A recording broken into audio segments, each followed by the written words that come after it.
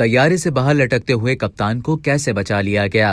ये बात है 10 जून 1990 की कि जब बरतानवी एयरवेज के एक मुसाफिर बरदार तैयारे ने स्पेन रवानगी के लिए उड़ान भरी तो 13 मिनट के बाद ही अचानक कुछ ऐसा हुआ जिसने सबको हैरान कर दिया।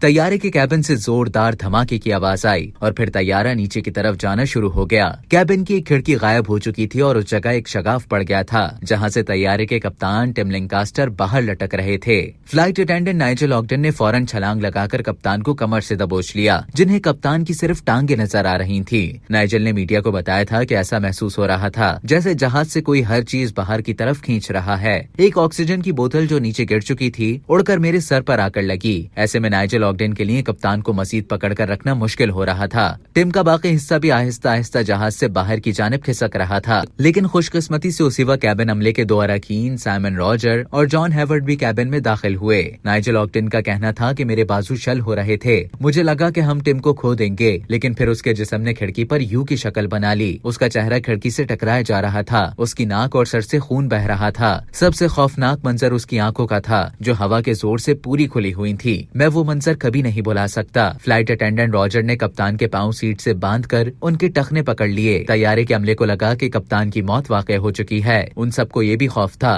कि अगर उन्होंने कप्तान के जिस्म को छोड़ दिया तो वो जहाज के इंजन से टकरा सकता है। दूसरी जानिब मुसाफिर इस खौफ में मुब्तला हो गए कि जहाज क्रैश होने वाला है। तैयारे के पायलट एचएसएन ने जहाज का कंट्रोल संभालने की कोशिश की, जिसके बाद उन्होंने ऐलान किया कि जहाज की विंडशील्ड टूट गई है और अब हम इमरजेंसी लैंडिंग की कोशिश कर रहे हैं, जिसमें वो कामयाब रहे। तैयारा साउथहैम्पटन एयरपोर्ट पर उतारा तो सबकी जान में जान आई। हैरानकुन तौर पर तैयारे के कप्तान टिम भी जिंदा थे। वो बेहोश और शदीद जख्मी थे। उनके जिस्म की मुतादिद हड्डियां टूट चुकी थी। सब हैरान थे कि 20 मिनट से ज्यादा वक्त तक इतनी बुलंदी पर जमा देने वाले दर्जा हरारत में ताकतवर हवा के साथ वो कैसे जिंदा रहे। कप्तान टिम फ्रॉस्ट बाइट का भी शिकार थे, लेकिन चंद माह के अंदर वो बिल्कुल ठीक हो गए और काम पर भी वापस आ गए। हादसे के 5 माह बाद कप्तान टिम एक बार फिर फिजा में जहाज उड़ा रहे थे। पायलट टिम लैंकास्टर ने अपने साथ पेश आए वाक़े से मुताल्लिक बताया था कि उनको याद है कि जहाज की विंड स्क्रीन एक गोली की तरह गायब हुई, जिसके बाद मुझे लगा जैसे मैं हवा में बुलंद हुआ और मुझे याद है कि मैं जहाज से बाहर लटक रहा था।